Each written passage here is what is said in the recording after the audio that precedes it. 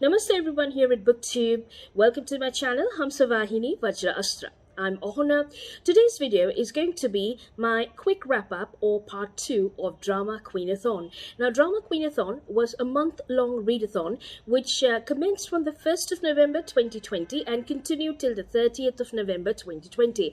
This readathon had been created and hosted by Sonali from the Melodramatic Bookworm, and I have posted a link to her announcement video in the description box below. Now, the basic criteria of DramaQueenAthon was to read a minimum of 2 non-fiction books which had been written by an internationally acclaimed author as well as a women author.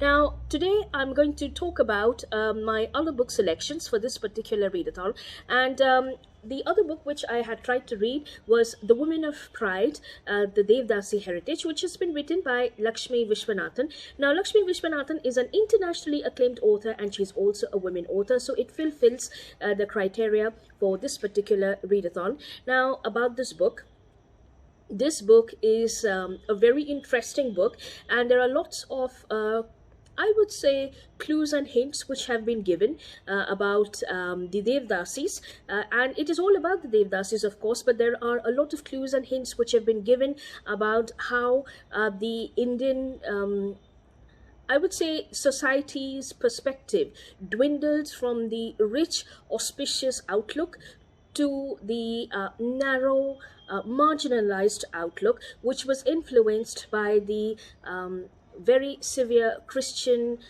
monastic approach which had been imposed during the British rule as well. So the first aspect of this book is that it is centered around the Devadasis. Now, the term Devadasi, Deva means God and Dasi means servant. So the term Devadasi meant servant of God, and these were supposed to be very sacred women who were claimed to be married to gods and dedicated to gods at a very young age. They lived in the temples of India. They were dedicated around the temple. Their entire life was centered around the temple activities, and interestingly enough, they were the first professional women of ancient India because they had no obligations for getting married in the society, as well as their only obligation was to serve God. Now, I do apologize for the background noise because I'm actually sitting in my terrace and this. Now, the Devadasis were trained from a very young age in the art form which was called Natya Veda, or which was summarized in the Natya Veda, which is the 5th form of Vedas, which we usually don't refer to. Now, Natya Veda is the ballet or the art form of the entire amalgamation of wisdom of the Vedic scriptures as well as the Upanishads, which are all coined together, and they were practiced in the form of ballets by the Devadasi. So Bharatanatyam is a very revised and a very modernized outlook of this ancient art form which was practiced by the Devadasi, which was called Sadhanatyam. Now, Sadhanatyam was the devotional aspect, whereas Bharatanatyam is the technical aspect. Now, the only difference is that the way in which it was performed and the devotion with which it was performed.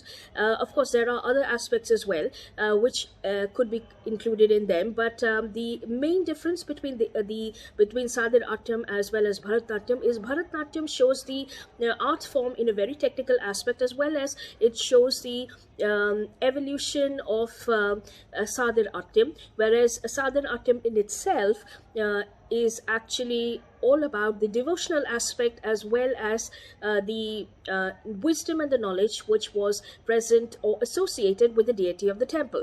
Now, Devadasis were originally supposed to be educated in the temple arts of as well as they were supposed to be according to this book, they were supposed to be the women who were, or the girls who were inducted from very poor agricultural families. That was one class of Devadasis. There were also another class of Devadasis who were taken from very rich noble families.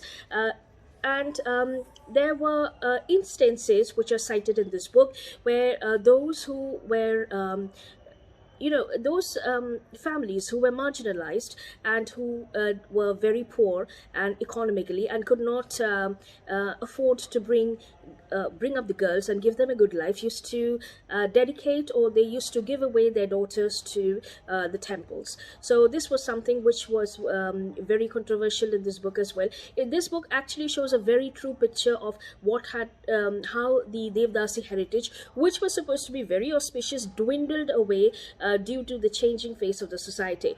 Now originally, Devadasis, which was a culture of South India and part of the South Indian temple tradition, were supposed to be women who held a very respectable and powerful position in the society, and they were maintained, because temples used to be erected and maintained by the king. So these women had great patrons amongst the kings as well as amongst scholars and saints. So they were very sacred, and Devadasis, with the money which they used to receive on their part, used to feed the devotees of the temple. They also used to help out the poor. They used to help in the construction as well as in the I would say the reinstating of the traditions which were present within the temple premises, of course. So these were women who had great responsibilities within the society, and they were very strong figures.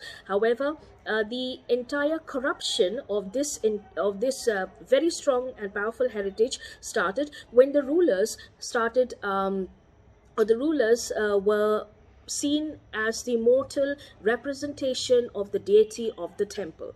So the kings started demanding their rights and to enjoy all the privileges which was given or which was served to the deities, and therefore Devadasis were then supposed to entertain the kings as well as their patrons in the society. So therefore they started dwindling, and they started becoming or devolving into normal courtesans. So there was corruption which set in, and because of lack of knowledge and the lack of discipline amongst the not so strong kingdoms which came later on after the Chola period or the Chola kingdom period in the South Indian history, the entire Devadasi tradition was tarnished, and they were reduced to courtesans who used to be labeled as temple prostitutes. However, there was a difference which now society started seeing, and for its own benefit, of course, between the professional women and the women they held in the household. And even today, this tradition is followed in very remote parts. So the women who were married in the household were supposed to be trained in the household activities. They were supposed to be called as grihanis, and they were supposed to adhere to the scriptures, be a role model to the society, and they had to be subservient to their husbands. They had to produce an heir who was a male heir, that is, to their families, etc. Whereas the Devadasi, and they were not supposed to I would say they would hold property, of course, but they had society never used to make them inheritors of property.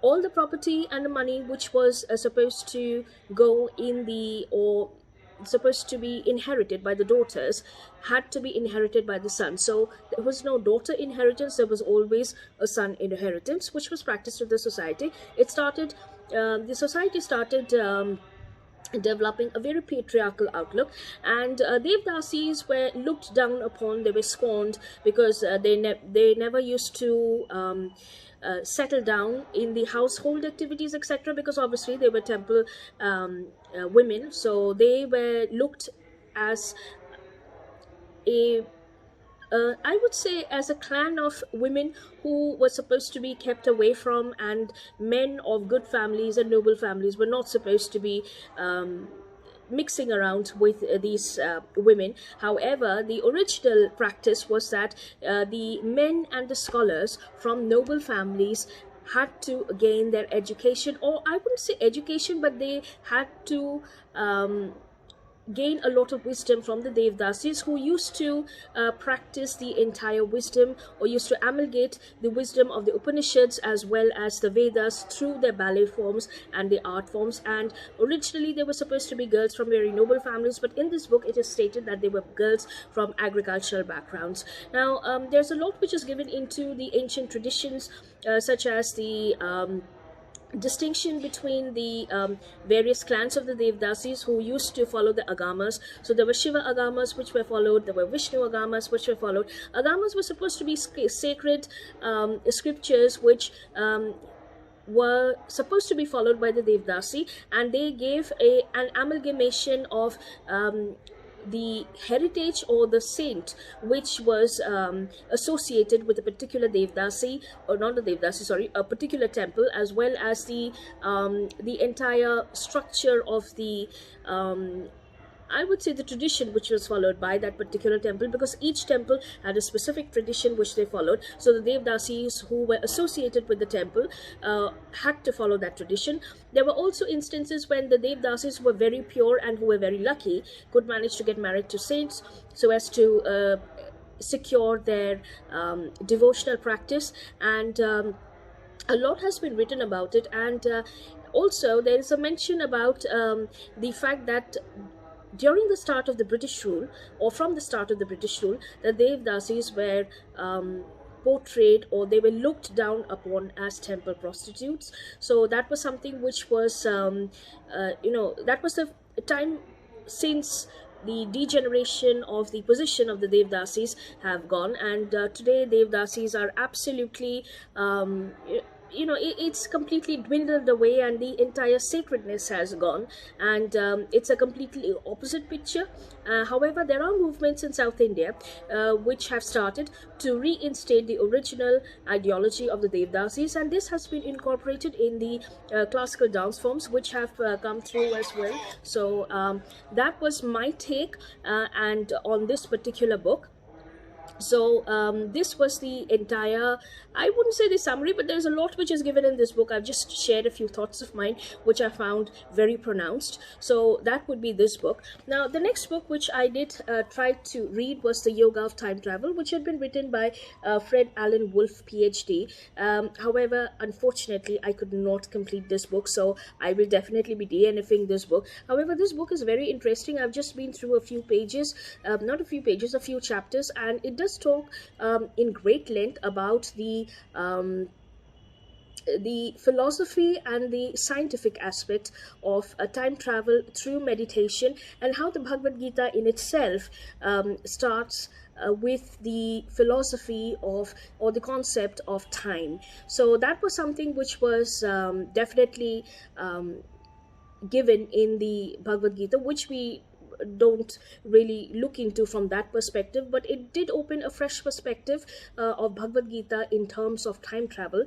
Of course, I've not finished this book, but I hope that I'll be able to finish this book somewhere next year. So those would be the two books which I read for, or which I completed for this particular readathon, and one book which I could not complete. So I really enjoyed this readathon. It did open aspects or fresh perspectives of the traditions of Bharatanatyam, which was the ancient classical art form of India.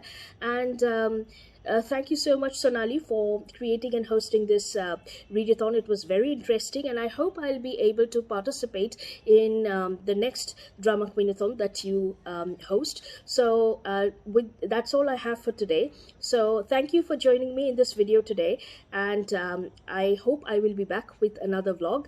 And till then, take care and namaste.